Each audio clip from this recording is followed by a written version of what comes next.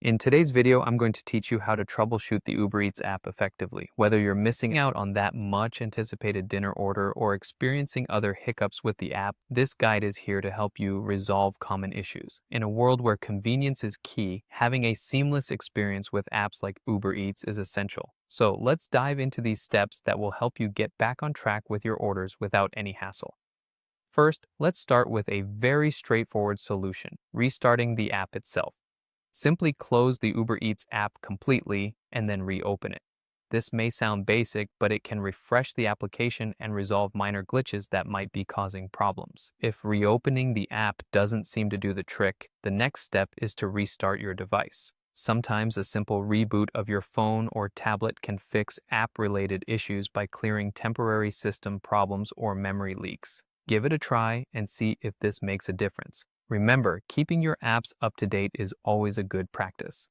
Head to your device's App Store, whether it's the Google Play Store on Android or the Apple App Store on iOS, and check if there are any available updates for Uber Eats.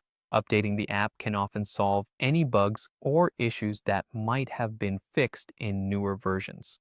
For Android users, another helpful step is to clear the app's cache. This can be done by navigating to your phone's settings, selecting Apps, then Uber Eats, and finally Storage, where you'll find the option to Clear Cache. This won't delete any personal data. It just removes temporary files that might be causing the app to misbehave. If none of these steps work, you might want to consider uninstalling and reinstalling the app. Delete Uber Eats from your device and reinstall it from your App Store.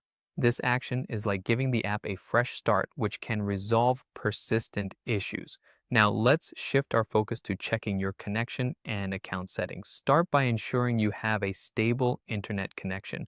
Check if your mobile data is turned on or if you're properly connected to a reliable Wi-Fi network. Additionally, confirm that airplane mode is off as it disconnects your device from the internet.